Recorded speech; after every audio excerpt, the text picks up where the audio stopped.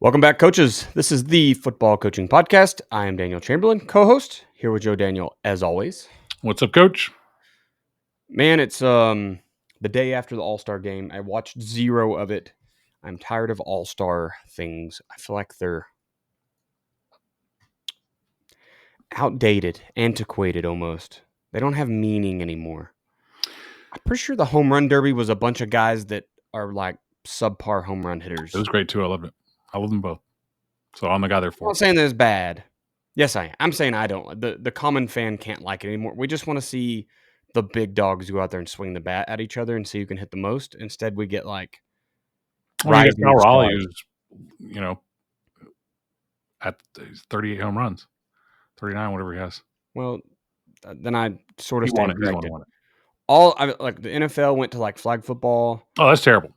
MLB is like they were. I mean, so I kind of asked you beforehand. I forgot. I was going to Google it. And I did not, but used to the NL or AL, whoever won the All-Star game got to be the home field advantage for the World Series. I don't know if that's true anymore or not, but like if it is true, then why you would want your best pitcher to start, not like this fan favorites rotate every time they get a batter out weird thing they're doing. I don't know. It's just weird. It's like we're trying to give too many people pieces of the pie, maybe. Because you want like how many starting pitchers are on the All-Star roster? Well, they said that there were 81 guys total or something like that, but that includes, I believe that number includes guys like Chris Sale, who's an all-star, but, couldn't play. And so you have your 26 or whatever all-stars, but you have your 20, I don't know what the number is, but then you have any number who don't play because of injuries and stuff, which is not a low number this year. Is Chris Sale hurt again? Yeah, he broke a rib, fractured a rib. This is why we I'm in full uniform. I know you aren't probably watching. You're listening. I'm not really in full uniform, but I have a jersey and a hat on. It's a Devers jersey because every time I buy a jersey, they trade the player off. But Red Sox dude over here. Sale was phenomenal for like 50% of the season every year he's in Boston. Damn. He goes to Atlanta, wins a freaking Cy Young award, but now you're feeling the other half of that where it's like, I mean, he's really good, and now he fractured a rib. Yeah, he's skinny. I mean, it doesn't matter. Atlanta's you can't blame Sale because the entire team's just absolutely cursed this year. So I understand that. We'll be back. But I do because he should have been so good for us, and we end up having to trade him, and he goes and wins a freaking Cy Young. So anyway, I had a Twitter take about that. I feel like most of the All-Star things have just become they're a joke now. Like they don't, and it's because of player participation because they're afraid to get hurt. All that, got it. NBA is trying to make it better. So there's an effort there. NFL is going the wrong direction. NBA is trying to make it better, and it's somewhat improved. NHL was fantastic this year. The Four Nations tournament was amazing. I heard that was really good. It was great, and I thoroughly enjoyed the All-Star game. Everybody's going to have their. Don't get your opinions from Twitter. I can tell you that, but 100%. But I enjoyed the home run derby. I enjoyed the All-Star game. I thought they were both great. Well, awesome. Okay, well then it's just maybe I'm too much of a casual. You could be just a yelling at clouds old man. I don't know. I love it. Get off my grass. Yeah. Let's jump into our power minute here. Tonight we're talking about putting players in roster. You saw the title. We're not getting the most out of our talent. We're really going to be talking about being efficient with our people and really pulling all that talent out of them by putting players in the right spot. We're talking setting your depth chart up for success. Identifying the right players for each position. Obviously it depends on what you're trying to do is what the best player is. And then preparing for your opponent when you can't emulate them, which is something we've all struggled with when you're facing the fastest kid in the county and you don't have that for your scout guy, right? So we're going to talk about some ways to do that just to help you get a little bit better at what you're trying to do. Before we get there, though, let's jump in the level up, Joe. We're actually recording a day later than we normally do because of the All-Star game. So I ended up finding a level up about an hour and a half ago, I guess. What time is it? Yeah, about an hour and a half ago. So I just weightlifting. Weightlifting is three lifts, but one of them you do both of them together. So it's clean and jerk and then snatch. Snatch and then clean and jerk. So today I went in for a workout, not expecting much, and hit a 4 kilo PR on my. This sounds weird, but trust me, it matters. A 4 kilo PR on my off leg jerk. So normally, when I split, my right foot goes forward on a split jerk, and so this is a left foot split, left foot forward split for me. Um, and it's like a drill. It's like drill work, but you kind of keep track of. So it was the first time I got the first time that I've PR'd that lift since January 2020. So in 5 years. So it was unexpected, but it was very good. It indicates good things for when I start trying to go heavy on the strong leg soon. All right. So, is there an event in which you'll have to do your No, weak leg no, split? So it's just for like it's a symmetry. training. It's a training tool, really. Yeah, Okay. It's a drill. It's a training tool. But it was a pretty significant increase. So very happy about it. Had a very good day. When you are 45 years old, you celebrate the PRs regardless of where they come. If I got a forearm curl PR, I would be like, hell yeah, let's go. So Okay. Well, I mean, take them all. yeah, I feel you. That's Especially good. if you're doing for 10 years, like you're kind of past the like easy gains, right? Right. Something has to click at this point to really get. I quit all the time, and so I'm constantly getting newbie gains. So it's like Yeah, I mean that is fun. That is fun. inconsistency leads to consistent newbie That gain. is, yeah. I hate to be an advertisement for quitting, but here we are. Well, awesome, man. Well, congratulations on your PR. Thank you. And it's neat that we get to hear about it this week because we postponed today. So my level up. Okay, so I struggled to find one because it's been kind of a weird week, but last weekend was drill weekend, hence the reason I'm shavenish and got this sweet mustache, this caterpillar on my lip. The Army has been a very strange place for me for the last year because I came out of leadership training. I jumped into a platoon that needed it, man. They needed some leadership. As soon as I got there, I lost all the other NCOs and have been doing it. And for y'all that don't understand, just pretend you're the head coach. Not even that. You're the athletic director. You don't have a football head coach. You don't have any assistant coaches. And you have to go out and win the state championship game every single time you meet. Like, that's the equivalency in football terms of what I've been doing. Because I don't have a platoon leader either. So I'm having to do it all. Every level of leadership and coaching and mentoring and getting the job done, everything. So I finally got a PL a few months ago, and she's a cadet, so she's learning, which was great for me because I just came out of OCS training, so I can drag her along, which has been great for both of us. And then this past May, for one day, I had an NCO finally show up, and she didn't go to AT, so this was her first month with us. I was also gone that May day because I had some prior engagements. I think that's when I flew to Texas or Boston. I don't know, wherever the heck I was. And so she showed up. The state, I don't want to talk too bad on them, but our very high next echelon up kind of left us hanging for information. So we didn't really know what we were going to do. So she showed up in a form of disarray. Like no one knew what was going on. I was missing. I don't really have a PL, and the one I do have was very. She didn't know what was going on. The commander was not giving any information, so he couldn't really tell us what was going on.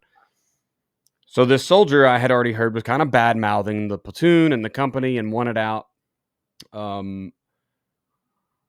Obviously, I don't live that life. I've lived very organized and developmental, and I try to be a good leader, and we're constantly worried about that. And I teach NCOs how to do their job. I try to set the platoon up for success all the time, every chance we can.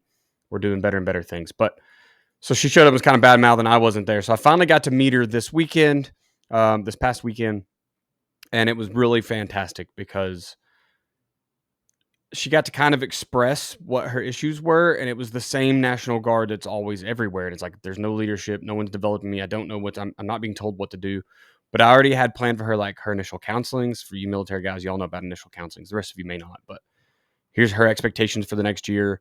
Here's where she's going to get development. Here's the book she has to read. Here's like On and on and on and on. It was all the things she complained about the platoon not doing it, and I had it already built out in a template ready to go. So I kind of got to change her and sway her really quickly with, yes, you came at a point that we were completely we didn't know what was going to be going on, and I wasn't even there to help you understand that.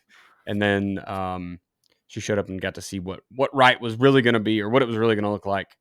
So that was pretty good. It was fun for me for all of that training and all of that stuff I set up and constantly am working on to fully have an effect and changing someone's opinion pretty quickly about the platoon and the company in a whole. So Nice.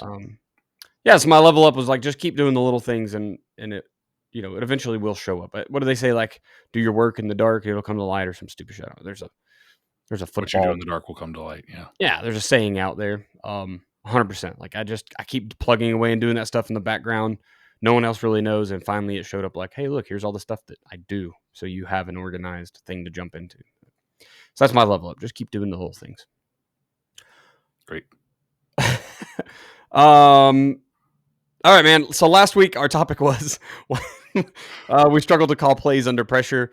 Next week we're going to get into our players don't execute on game day. That is the final. We've gotten through this new version of the football coaching podcast, the new kind of style that we're using. So this will be the summary of the first season doing this, which is really neat. It's been a lot of fun changing things up. Penultimate season 18 episode right here.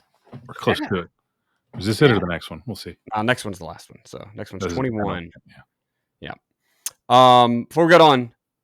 Before we go back to all that, I want everyone to do me a quick favor. If you're getting value from the football coaching podcast, share it with another coach. Text them the link from this show, from any of the past ones you've loved. Post it in your group chat. Tell the guys on staff.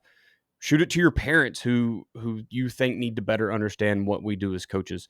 That's really how this community grows, coach to coach, locker room to living room. If this episode has helped you, please do pass it on. That's referring a friend nowadays. Let's pay the bills, Joe. All right. The difference between a championship defense and a defense struggling on Friday night is not just talent and it's not luck. It's the system. Without a system, you scramble every week trying to fix problems on the fly. Your players are confused. Your assistants aren't on the same page, and your defense is constantly playing from its heels. I've worked with over 10,000 football coaches, and many were making the same mistakes or overcomplicating football, running a stack of plays with no reason behind it, just calling front stunts, blitzes, and coverages from the seat of your pants. Once we get those coaches putting a real defensive system in place, everything changes. Players play faster, coaches have more confidence, and you start winning more football games.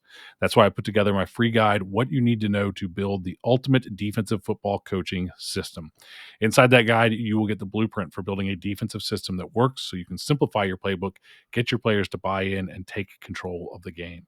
You can download your free copy right now at joedanielfootball.com/system to take the guesswork out of coaching, build your ultimate defensive system, and turn your football program around this season.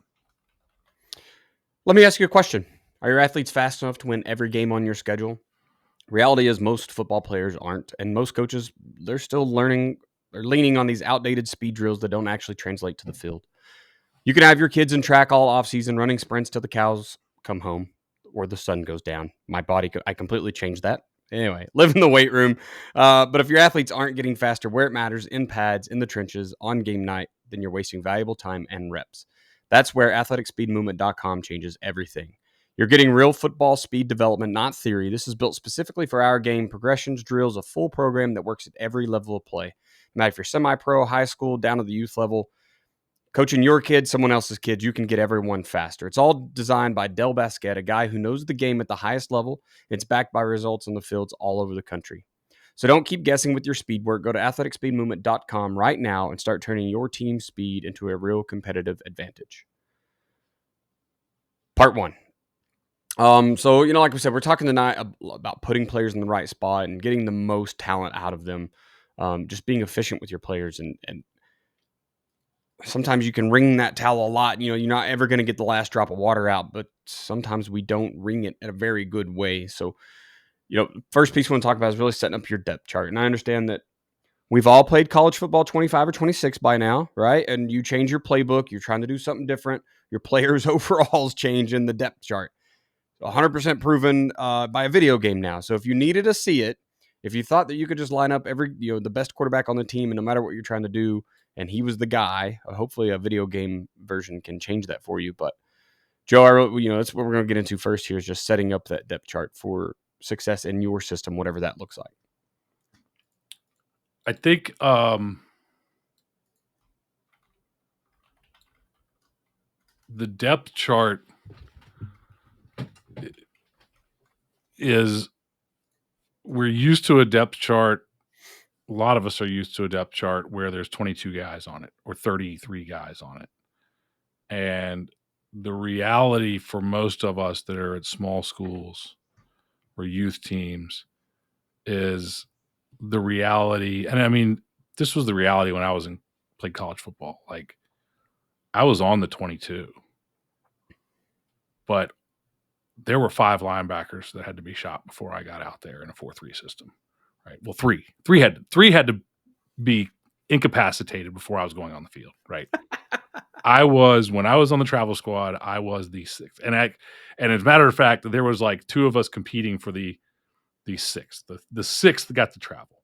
So when I've traveled, I was the 6th linebacker. I was the 2nd Sam linebacker, but I can tell you right now, I don't remember who the Sam linebacker was. I think it was Lahoon. No, it wasn't Lahoon. It was Lively. Josh Lively got hurt. For those of you who follow Randolph-Macon football from the late 90s. If Josh Lively got early team, let's go. Yeah. If Josh Lively got hurt, I was not going in the game. We had 2 freshmen who were the 4th and 5th.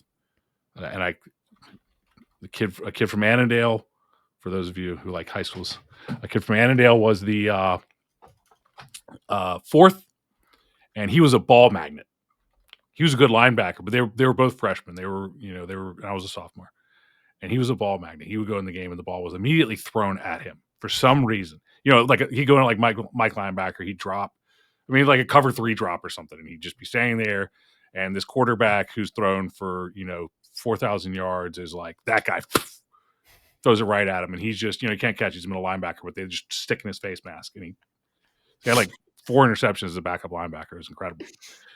And the other guy was he ended up being a coach. I think he's from Monacan. He ended up being a coach for a little while, but he was just a big animal. Like, just he was an animal. And in fact, I don't know if either one of them even played their sophomore year, but they were better than me. I knew that. And then there was like 3 of us that were kind of like in the 6, 7, 8 range. So the reality was there were 3 starters and there was a 4, 5, and 6.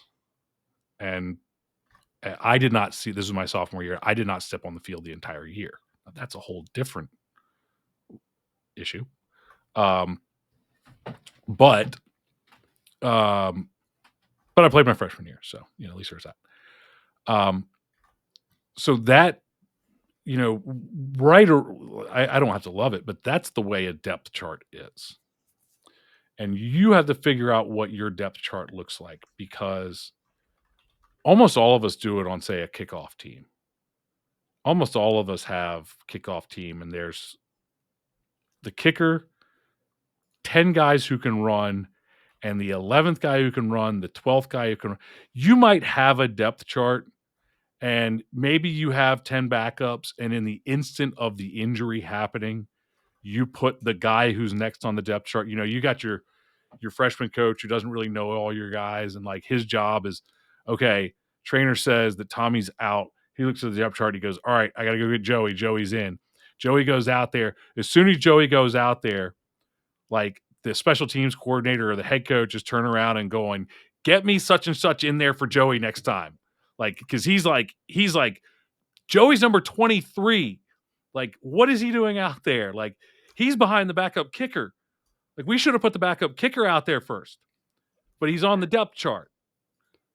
So your depth chart, the way that you set it up in that moment, so you have to go one of 2 ways. A lot of coaches don't do this, and I didn't do this for a long time. I would have the depth chart, and we would call out the 2s.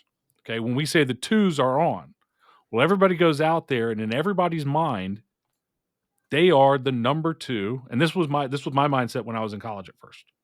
I learned that I was wrong, and I realized that. Like, I was smart enough to know who I was not better than, right? Which was almost everybody on the team. No offense to the 2 guys that I was competing with for the sixth spot and was The last occasionally better then because I didn't even travel for all the games.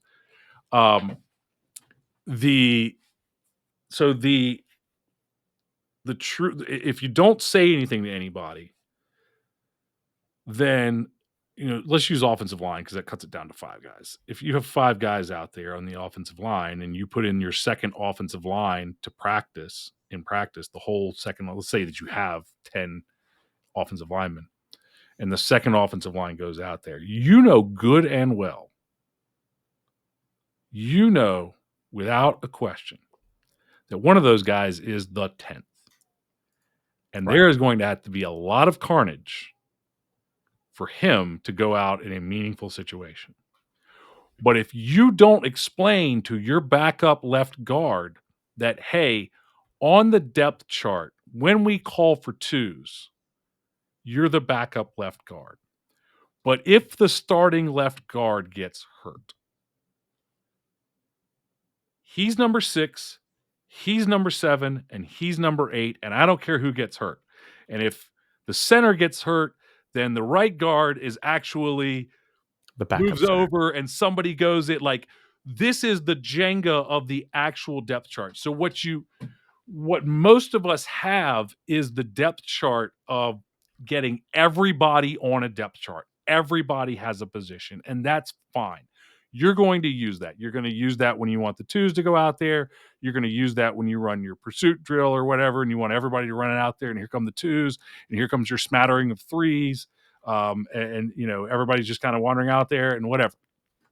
That's fine to have. Everybody needs a position.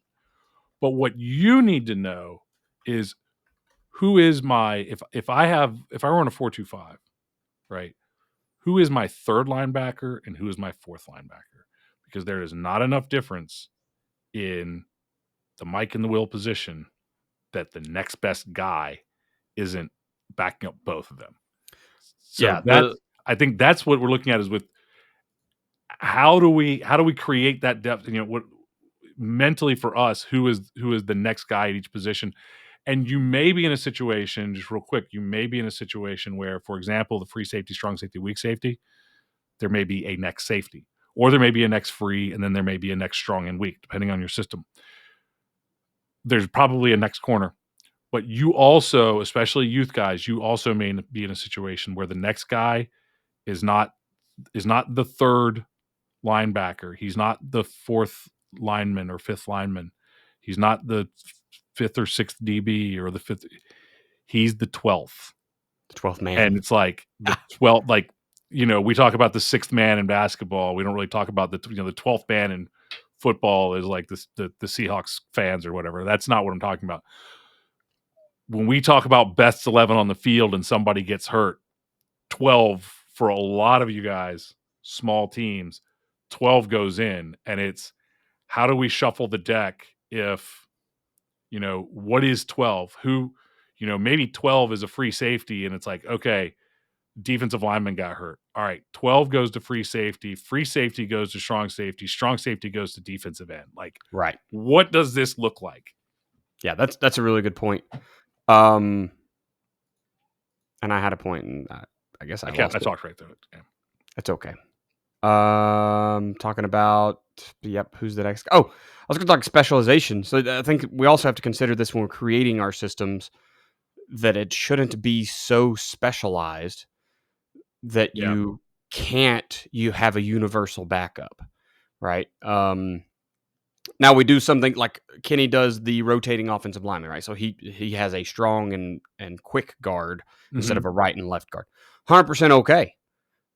In fact, that means that half his line, or 3/5, can be a starting strong guy or a backup strong guy. He can play center, guard, or tackle because those guys are down blocking. And then the other one needs to be a pulling type, and it might be a linebacker-ish body. That's okay, right? But at least he's got a divide. You have a way that it's still a universal backup. We just know that the 3 over on the right side or the strong side are more lineman type, and the other guys need to be able to pull and kick. Yep. Make sure you're working that in practice, obviously. When you get back to like the defensive side, look, we all have blitzes, and we run power right and power left. Just real quick, we run power right and power left, or we run power right and we don't run power left. Like right. But everybody does the skip pull drill. Yeah. So like everybody can go in there and skip pull, theoretically. Somebody. So even though you specialize them, you don't like, hey, you never have to do a skip pull drill.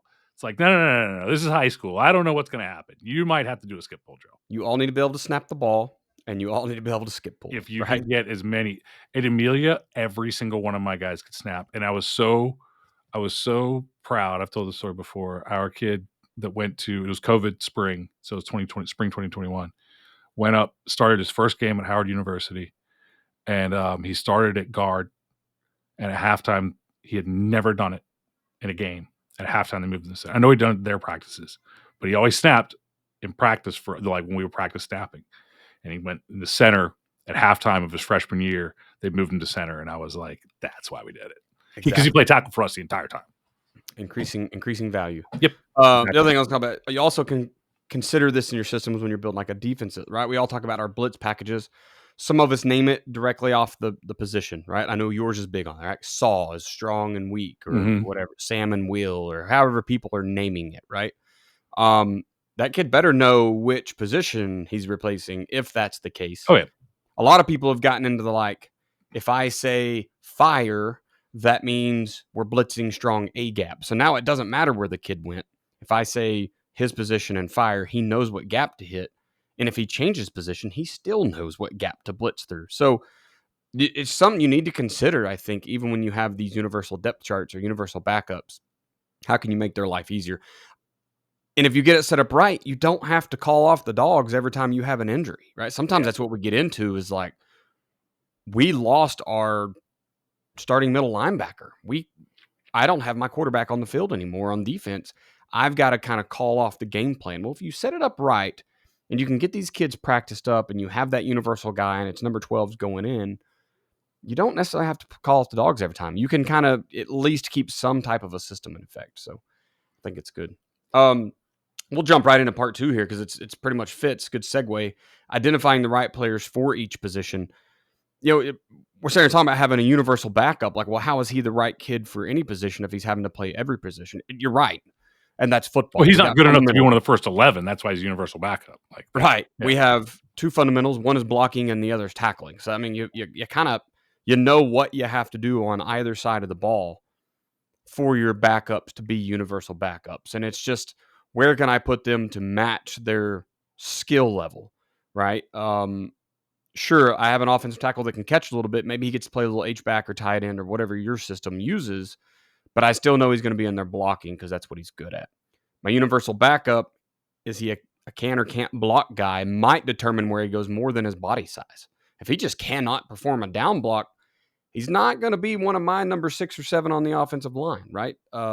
Maybe he does have to go be a wide receiver, and then he's number 10 as a wide receiver or something. I don't know, because he's, maybe the wrong body type. But I think as we get into identifying what players go to each position, once again, very system-based, and we'll talk generalities tonight, less specifics. Yeah. But there is a lot to that, making sure that kids are in positions that make them successful, not necessarily what they look like. Yes.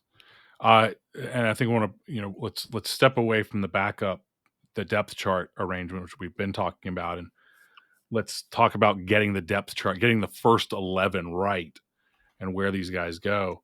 I think one of the things that when we talk about the right players for the right positions is you need to go ahead and just put a little faith in college football coaches. If they can't figure out what position this guy should play. Look, they all think we're stupid anyway. I'm joking. But like it's not uncommon for somebody. How many, like anybody who's been coaching for a long time has seen this. You not to be coaching that long. Anybody who's been coaching for a while has seen this, where they come in and they look at a guy who was not very good, but he looked the part, and they think they can fix him because clearly you didn't know what you were doing if you couldn't fix him, because you couldn't make that kid a stud. And they're like, I can fix him. And they get him, and he's not very good because he's just not very good. It's not because you're back. So if they can figure that, then they should be able to look at a kid playing defensive end and go, I think in our system, he'd be a great safety. And you go, okay. Because guess what? Their safety is 220 pounds, and my defensive end is 220 pounds. And that's just like, I've got to put the 145-pound kid somewhere, and he can't play defensive end. So, unless he's a wrestler, then he plays nose. Right. But yeah, but I got a 145-pound kid, like, he's playing safety. The 220 kid, he's playing 3-tech. Like, this is a different deal. So, first of all, don't worry about what they expect to play or are projected by their dad to be in college. And any college coach worth a crap will tell you the same thing. Your job is not to show college coaches where he should play. Like, you can advertise him as, you can put him on your sheets and put him out there. He's going to get, it's all changing anyway, but you can tell people that you think he's going to be, and you put him on your huddle account or whatever they actually look at as a defensive end / safety, because you think he's going to be a safety in college, but you got to play him a defensive end. You can advertise that to them, and maybe he even gets some reps out there and some special thing, whatever. But it's like just look at quarterbacks. It's like, how many receivers were quarterbacks? How many college? But the best players play quarterback. You don't take a kid and stick him at receiver because you think he's going to be a college receiver if you don't have anybody who can throw the ball to him. You snap the ball to him because he's the only Division I kid you have, and let them figure that crap out. Look at him run. He's a quarterback. The most amazing thing, we played a team, and I don't even know what they were thinking. They figured it out in the fourth quarter. They just started direct snapping to him. But they had a kid who was going to Michigan State. And man, if they had figured that out 2 quarters earlier, we were toast because they hadn't scored. Because they couldn't get the ball, because everything was designed around him, and we could identify everything because it was designed around him. Well, when they snapped the ball directly to him, it could be anything, and he's got the ball. So it was just like, what are you doing? Once they figured that out, we were like, oh crap, we had run clock. We held on because he had one of the most amazing runs that I've ever seen on a high school football field when he was a quarterback, and I was just like, we are in trouble. This clock needs to run. So do not worry about just don't even care about it. Don't even think about it. Don't even worry about it. What you need to identify at each position is, and I would 3 to 5, but I would try to keep it to 3. 3 qualities, characteristics, whatever, of that position. So a lot of these you're going to plug in and you're going to be like, I know who goes here. So like in my case, if you're going to be a single high defense, I think the free safety needs to be the man, right? So we take the best guy and we stick him at free safety. That's in my mind. Right. Boom, free safety. Okay, so real simple. This guy's a stud, free safety. All right, simple. These guys are fast, but they can't tackle. Corner, we're good. So a lot of these, like, big dude, 3-tech, like we're plugging these guys in, and it's pretty simple. So a lot of them you're going to have an idea already, but you want to identify 3 to 5 characteristics that would make a really good player at that position. And then you've got your number of guys that you're considering. And you look at those guys and you say, okay, here's the 3 to 5 characteristics. So whether it's, just, we can be real simple. He can run. He's a leader on the field. He's fast, and he can tackle. Here's my 3 things. And I've got all these kids that could maybe play that position. And I've got 3 kids that I think could play that position. And I take them and I look at them and I rate them,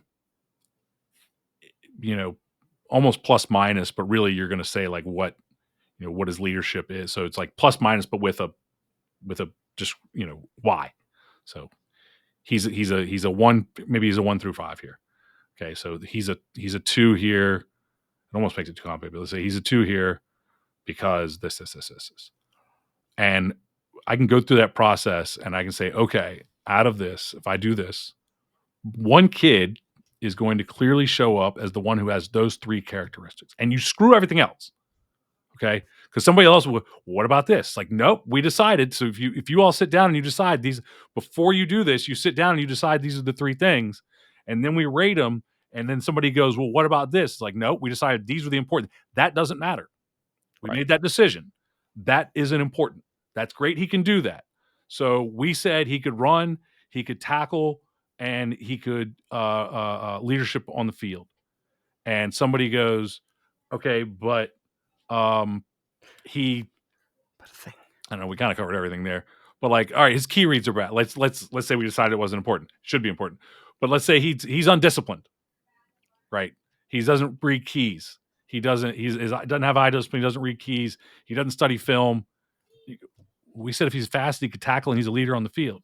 Can't remember the playbook. Well, he right? doesn't study film. Well, simplify the playbook then, because he's the best one based on the characteristics. So now you got to adjust to that, right? He's the best one you got. So now simplify the playbook so he doesn't have to study film that much. Or you can change your rating scale, and then you've got to go back and start over, which you can do this over and over again.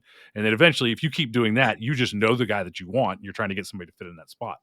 But if you do that, if you identify the 3 to 5, and then you take your few guys and you do them, and now if you have multiple positions where, let's say that you had a guy who you think could be the free safety, but maybe he'd be better as the defensive end, and maybe he'd be better. So then you do the same thing for all of them. And you can now get a picture of, okay, at free safety, he's the best by a mile. At Mike linebacker, it's kind of neck and neck. So I could put him at free safety and he's the best, but at Mike linebacker, if I put him at Mike linebacker, then my Mike linebacker kind of sucks as a free safety. He's not a real defensive lineman. He's now a will backer. Now my will backer, where does he go? Like, it's all sorts of chaos and stuff. So I put him at free safety. Now I look at him as a defensive end and I go, well, he's not even as good as the defensive end. It's like obvious. So it becomes obvious. It doesn't solve everything, but you start to get some data. You start to get a thing that you can look at. And then what you also have from that is, okay, when I do this, I now have identified who the next best free safety was too. And so I know, okay, we did this. So now if he's not free safety, then he goes to strong safety. But I know he's going to be practicing strong safety all the time. When I go twos, if I'm a small team, when I go twos, so let's say you've only got 5 safeties for 3 positions. He's the number 2 free safety. He's the starting strong safety, but he works as the 2 free safety because I know that he's the next guy in, and that's the most important position. So I prioritize things that way. On offense, this happens a lot, as the situation I talked about somewhat. The quarterback is the starting quarterback. The backup quarterback is the JV quarterback, and he's getting reps every week. The varsity backup quarterback is starting at receiver. So the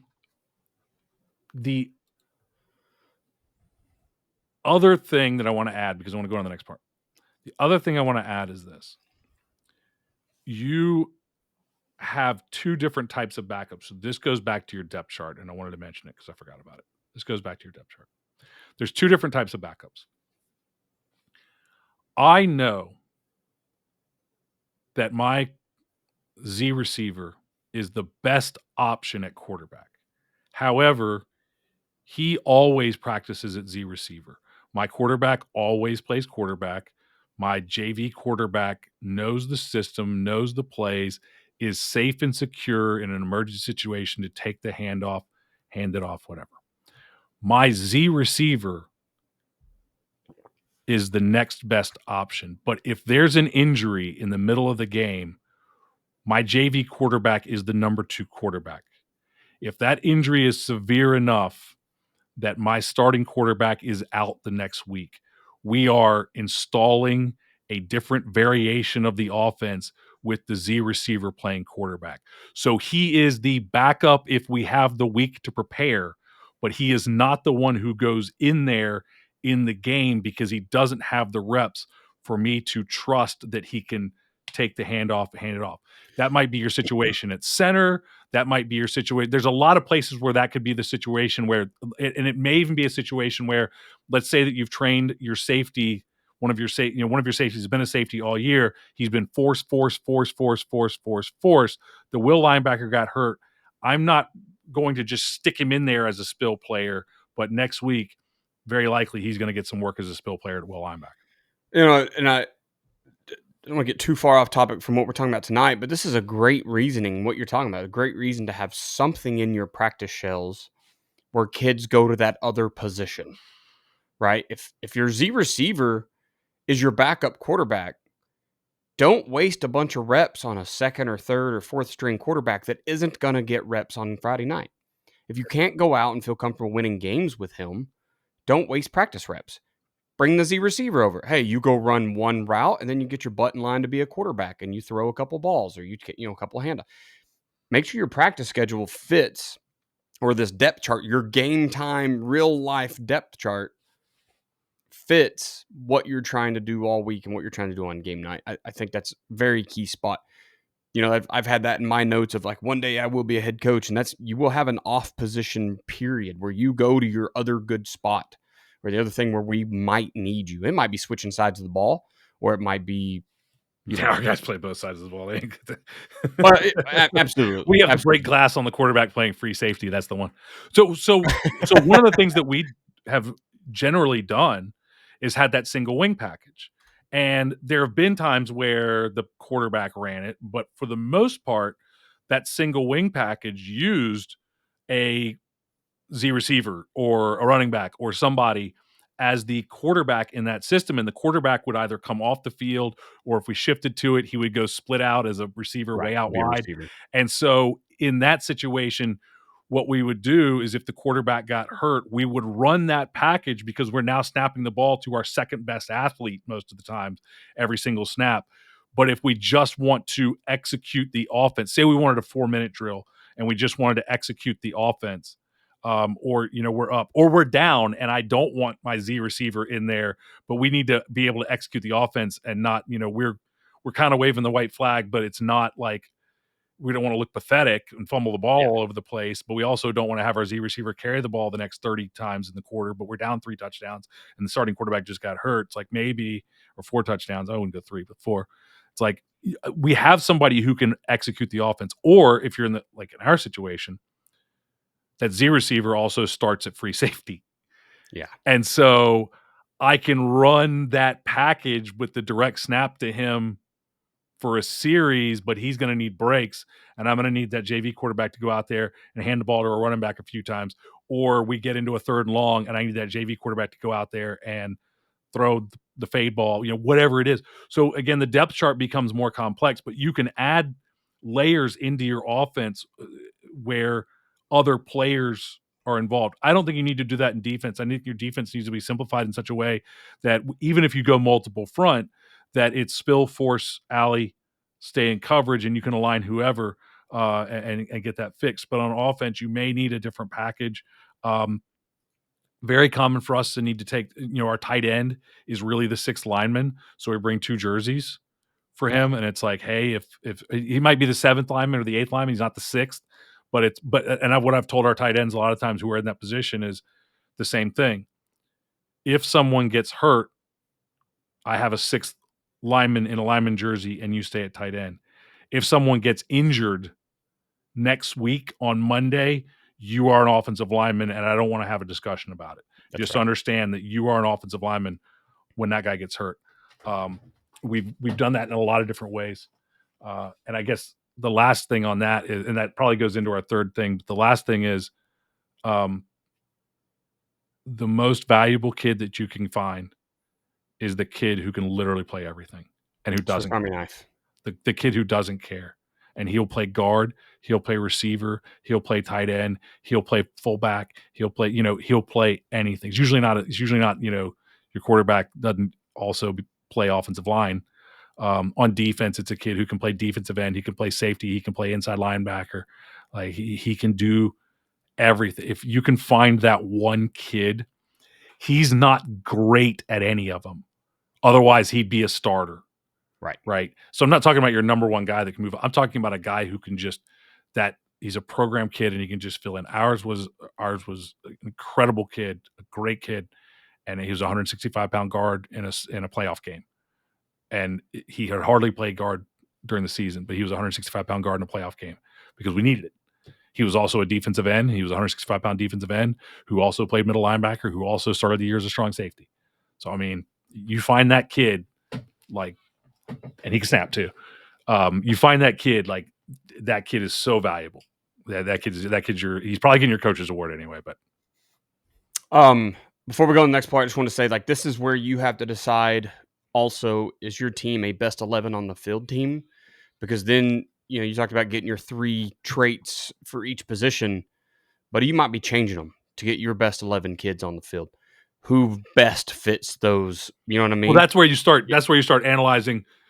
Here's my 12th guy. Here's the 3 positions I think I could play him at. Right. I'm going to do that same process and find out where is he this much better than the next option, and where is he only this much better than the next option. And I'm going to put it in the one where he's clearly the biggest benefit to the team. Where if he plays that position, we're good, and if he plays another position, we've got a guy who's not very good there. Touche. Last point here, Joe, is talking about preparing for your opponent when you can't emulate them. Like, once again, I think we've all. Nope. Did I screw this up again? Skip the line. Look at me go. All right, well, you're looking at it. What is it? What's the last point, Joe? Getting players to play a position they don't want to play. Always Sorry, a guys. good one.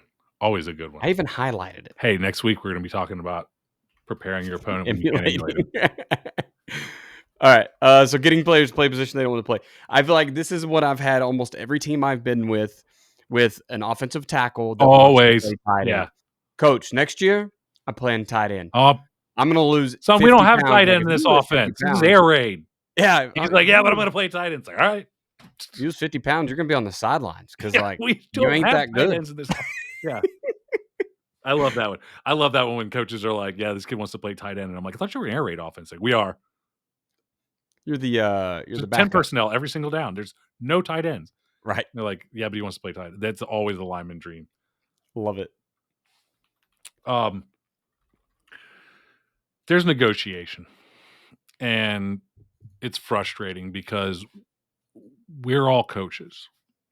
And we would do anything for the team. And we would do anything to win. At least in our minds when we think back to when we were kids. But I know how I was, and you were probably the same way. I would have played anywhere on the field. Sure, I would have been happy to be on the field sometimes. I mean, at the end of my college football career, I went in for which ended up being an exit interview, but I didn't know it at the time.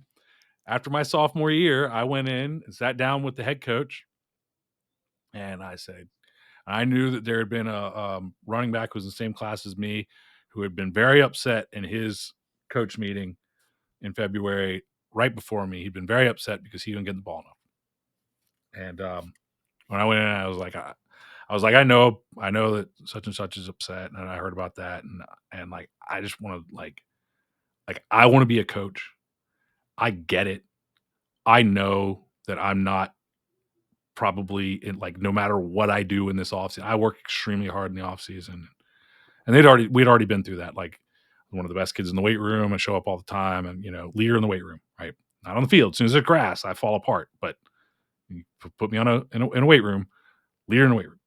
And, it's important for us and all this sort of stuff. And I said, I get it. And no matter what I do this offseason, you can go and recruit 3 guys better than me in the freshman class. Like I'm aware. Like I don't expect anything for being a junior. I'm a coach. I get this. I would just love to be able to contribute. I think that I can contribute on special teams, kickoff, kick return. And by the way, kick return was a risk for me because I'd broken my leg in high school. That ended my high school career on kick return. Punt, whatever. I can do something.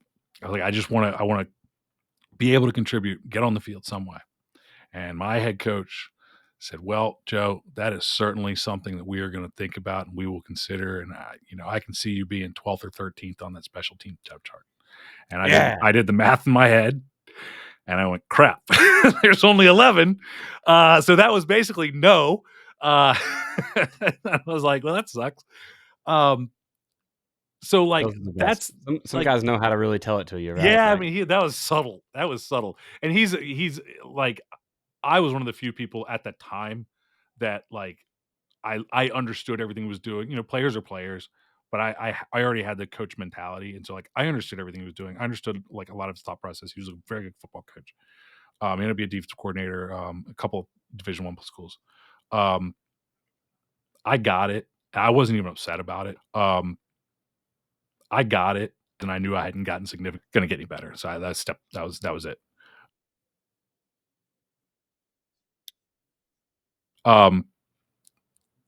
But we have that mentality of that. I'll do anything for the team. And so when we go to a kid and we say, listen, I know you want to, I'll use our quarterback from years ago as an example. We had a really talented starting quarterback. I think he was a sophomore, and this kid was a junior. It might have been a junior and senior. Well, the kid that was going to be the starter was really talented, and the kid that was trying to get the position was a good athlete, very small. Like he wouldn't be able to see over the offensive line probably running our conventional offense. But he had in his head that he was going to be the quarterback, and he had convinced himself if I work hard enough, like he must have read some books, right? If I work hard enough, if I believe that if I try hard enough, I'm going to win the starting quarterback job. And we said, listen, you can be a slot receiver and a key part of this offense, or you can be on the bench. And in all of our coach brains, it's obvious, right? You'll still be the backup quarterback,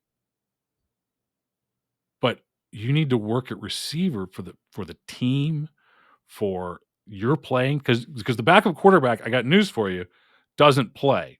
This isn't a thing where you're the backup quarterback and we're gonna, create packages for you and so all that sort of stuff. This isn't Steve Spurrier dual quarterback. This kid's starting and you're not. And there's a chance because we got a freshman that's even more talented. You might be the third quarterback, especially if you piss me off. If he learns a playbook. So you legitimately might be either starting at a slot receiver position or third string quarterback your senior year. How do you want to spend your senior year? All of us, coach brain, would go, anything for the team. I want to be on the field. Put me in, coach. I'm a receiver now. And every time we go twos, you'll be the quarterback. Fine. Okay. Now, I am a quarterback. It's like, well, not here, you're not, but okay. And look, if you force a kid, it's just, you're not going to get, like, I guess we could afford, but I mean, this is your choice. I think kids should have a choice to play what they want to play. And if you can't sell them on something, that's their choice. You now know what you have. You have somebody who is not team first. May not be selfish. I don't think he was a selfish kid. I think he legitimately thought. I think he was delusional, but not selfish necessarily. I think in his mind, the best thing for the team was for him to stay in the quarterback position and earn the starting job and have some varsity blues moment where we finally realized that actually Lance Harbor wasn't as good as Jonathan Moxon. And like now we have the champion, right? Pulling the names out, everything. So that's, I've seen it a couple times. So that like I don't think it was like selfish. Like you just need to never. And some coaches will look at that and go, "Well, he's selfish and he's never going to play for me." And you can do that. That's up to you. But I think a lot of times it's not necessarily selfish. It's, again, may be delusional, but it may not be selfish. And I never thought this kid was selfish. He worked extremely hard, but this was like what he worked for. If you can understand that, like this is what he worked for, and it wasn't to be a receiver, and it would be like giving up to him. And by the way, we ended up actually using him in some special packages, and they were effective at times. But he never played receiver really. You have to sell these things and present them to kids and maybe do some negotiation, and it doesn't always work. So I have a lot of times had the kid who wanted to be a tight end and said, listen,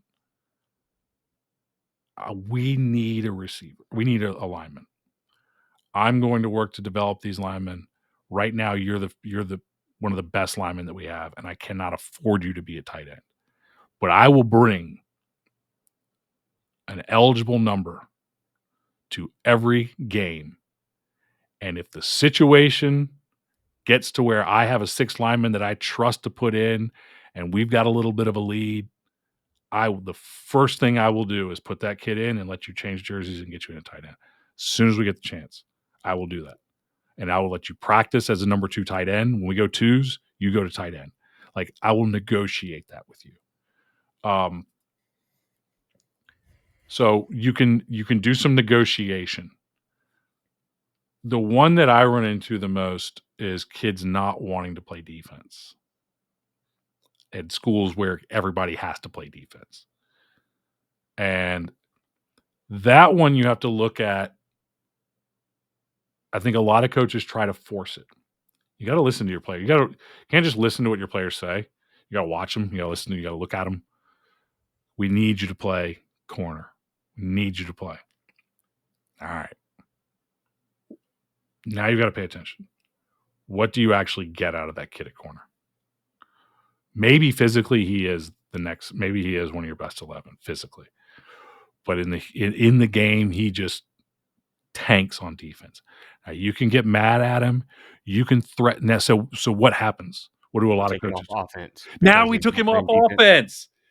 offense. Now we don't have our best 11 on either side. There's negotiation here where we just go, look, kids are kids. Kids, you didn't raise them. Like, I'm sorry. You didn't raise them. You don't get to raise them. I had a situation come up one time with a parent. A parent was allowing a kid to do something that I don't agree with. And the assistant coaches were like, what do we do? And I'm like, we let his parents raise him the way they want to raise him. If it's not physically, as I'm not talking about like physical harm to a kid, if they're not physically or mentally abusing the kid, they just have a different way of doing things.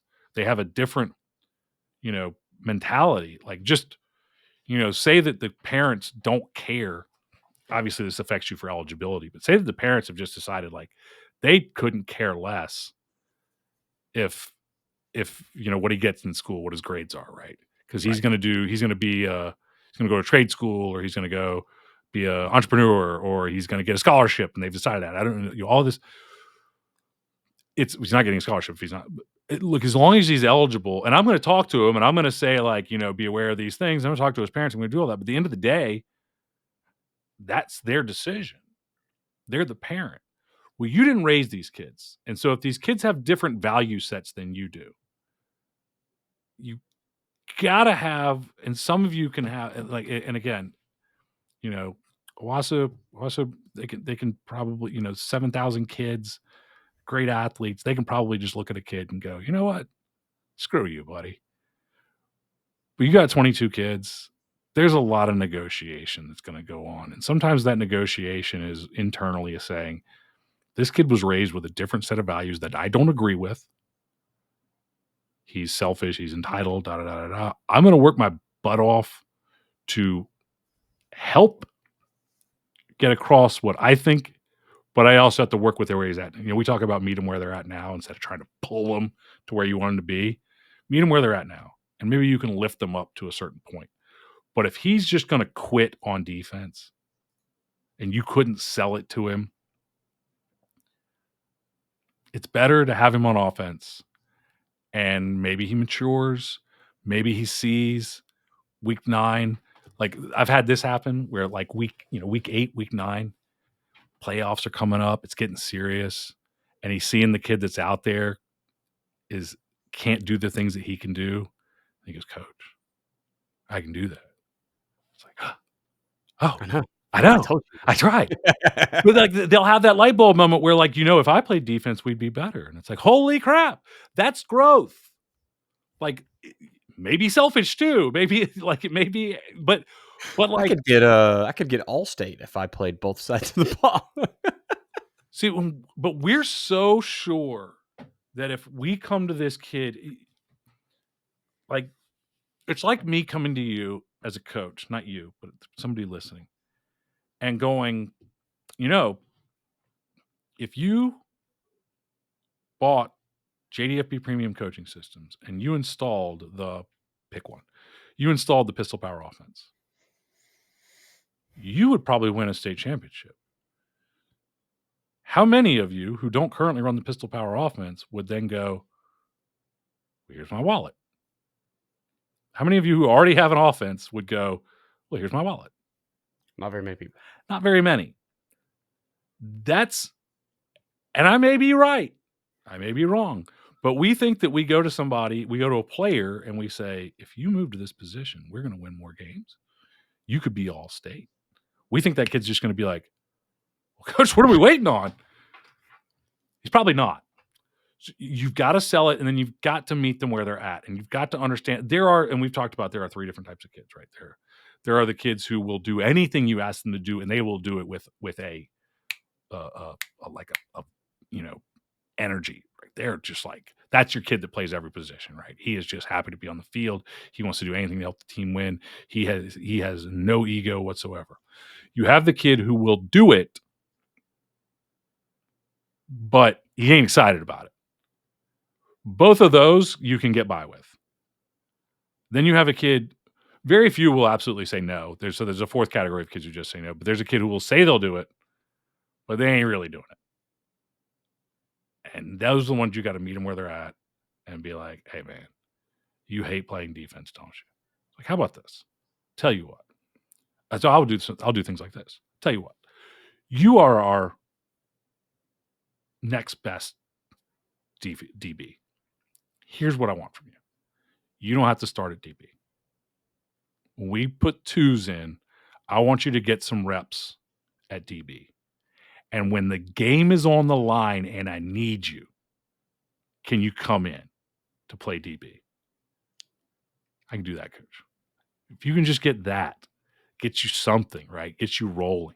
There's just so much negotiation in this, and every kid is different, and their parents are different. Their parents are telling them different things. They're looking at what they've just heard so many things. They don't know. I think we put these kids in, like, we look at them and we go, oh, this kid's selfish, or this kid's entitled, or this kid's that, or this kid's. It's not them. They're kids.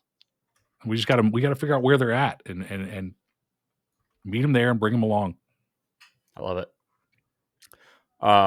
It is their parents a lot of times. It's their parents saying, nah, if you go play defense, you might get hurt, and you can't show them college scouts what you can do at wide receiver. You know what I mean? So, yep, that's a shame too. They don't know, but like, we can be mad at them, but it's not worth being mad at them. They don't know. They don't know what they don't know. A lot of coaches are in that place. They don't know. They think they got somebody. They got an uncle who played in the league or something like that. 10,000 years. Probably didn't play in the league. He probably played, maybe played years ago. And he's like, oh, if he doesn't, they got an uncle that's telling him something. They don't know, but they trust that uncle more than you, and so you're losing. You're on the wrong end if you try to just fight it. All right, Joe. I think we checked all the boxes tonight. Boom. There's lots of ways to squeeze a little more out of what you got going on, right? A little more. We covered several of them tonight. Never going to get to all of them in an hour and 3-minute podcast, but we're good. Tonight we talked about putting players in the right spots, setting up your depth chart for success, identify the right players for each position, and then the correct third piece there, get players to play a position they don't want to play, which, of course, is probably the most difficult one we talked about tonight. Mm-hmm. If this episode gave you something to think about or helped you in any way, please pass it on. Text to another coach, share it with your staff, give it to a football parent, especially if it's a parent that maybe wants their kid to only play one position. This is a great one to share. Hey. It is what it is. That's how we build better football. We kind of do it together there. So share out the podcast. Last week we talked. I had a friend with the little kids' friends. I have a little kid, and they had a little kid. So the little kids were about the same age, and the mom, really nice. She might be listening to this. But she told my wife, she goes, so what is Joe doing? And she's like, oh yeah, he's a podcast. It's like the easiest thing for my wife to say is like, hey, he's a podcaster. It's like, especially somebody who doesn't like works football. It's like, what's it about? It's like, it's called the Football Coaching Podcast. And she's like, I'd really like to listen to that. And my wife was like, no, you wouldn't. She's like, I'm going to look that up. My wife's just like, oh, cool. But yeah, like the non-coaches that I was just like, Hey, my mom and grandma listen to every one of the other podcasts. Like oh, when they're live, they've got them on. They're about, automatic. and not even for the football, because we talk about life and leadership Sure. and being better humans. And Yeah, we don't have they time for eat that that. on this show. Come on, we still do the same thing. Better humans. Last week we talked about our struggle to call plays under pressure. Next week we're going to be talking about players don't execute on game day. Next week will be the swan song of season. What is this? 18. 18. Season 18 of the Football Coaching Podcast. Super Season 1 excited. was like 200 something episodes though. Yeah. Well, exactly. Season 18, big one. Yeah. Let's pay the bills one more time and get out of here, man. It's old enough to smoke. No, they can't. You can't even smoke cigarettes at 18 anymore. What can you do at 18 now? Get drafted? Nothing. Get drafted. Yeah. That's it. You can go to war. Congratulations. You can't do anything else. Smoke, Welcome. beer, nothing. Welcome. Get married. What are we doing? What are we talking about? Paying the bills. Paying the bills. All right. Yeah. Difference between championship defense. Is defense struggling every Friday night? Not just talent. It's not luck. It's a system. We talked about all of this stuff. Getting the players in the right position. You got to have a system. You know, one of the things about a system is like it will really, really help you if you have a system and run it, knowing the ASCA of that position to identify the things that are important. If you're just running a defense and you just keep jumping around, it's going to be really hard to identify this stuff. Like I said, I've worked with over 10,000 football coaches. They overcomplicated football. They ran a stack of plays, no reasoning behind it, no consistent system. When we get those reasoning behind it, no consistent system. When we get you understand the position, they understand how everything fits together. Your players understand the position. They understand how everything fits together. Your players that you need to download called What You Need to Know to Build the Ultimate Defensive Football Coach. Understand the position. They understand how everything fits together. Your players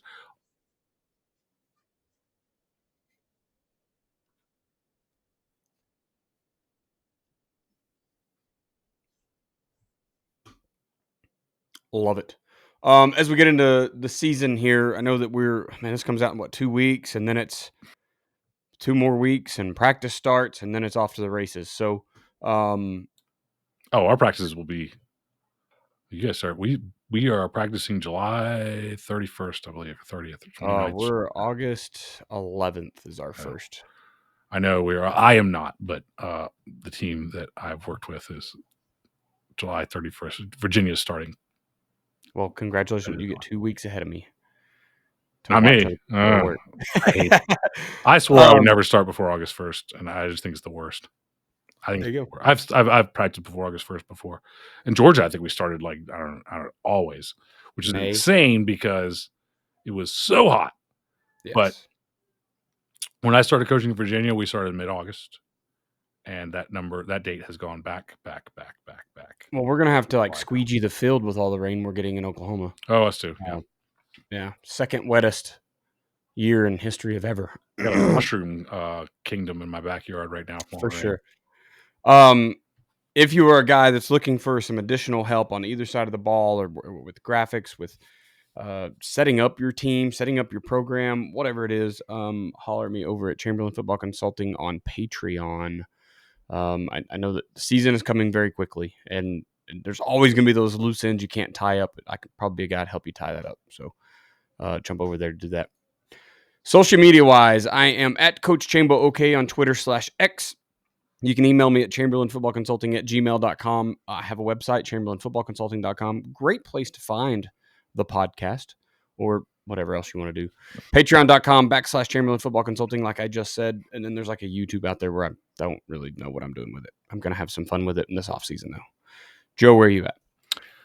You can find me. You can find the podcast, really, and JDFB on Twitter at football or whatever it's called, X at football info. On Instagram at Joe Daniel Football, TikTok at Joe Daniel Football, Facebook.com/Joe Daniel Football, and what did I leave out? That sounds good. That's all of them, I think, maybe. YouTube, you can go to joedanielfootball.com/YouTube, and that'll take you to our YouTube channel where you can watch the podcast. Love it. The podcast is at the FBCP on Twitter. and then everywhere else you find your podcast. If this is your first time listening to the Football Coaching Podcast, be sure to subscribe so you don't miss any future episodes. You can find us on your favorite podcatchers, Spotify and Apple Podcasts being the biggest two. If you've been listening for a while, please leave a review. And on Spotify, it makes you listen to like 3 episodes now. I don't know if you've tried to leave a review anywhere recently, but if this is your very first time, you literally can't review it. Go listen to 2 more episodes and then, leave us a review. Or get a better sample of our work, because sometimes we have off days. Thank you for listening to this episode of the Football Coaching Pod. There's never been a bad one. They've all been good. There was one bad one, but you weren't here. No, there was bad. There was like 40 when I was here. There was all my first 40. Well, that's my first 40 or 50 with Nate, where a lot of them were rough. But there didn't know how Mummy's name. I don't know how to. There's say one that stands out in my mind is like I wish I'd never published that episode, but that's the only one. Can't go back now. Just put it out there. Out there. You guys have to find it. You guys have to go through all 700 and whatever episodes and tell me which one you think it's. There you go. Was it 800? Thanks for listening to this episode. Remember, coach simple, play fast, win.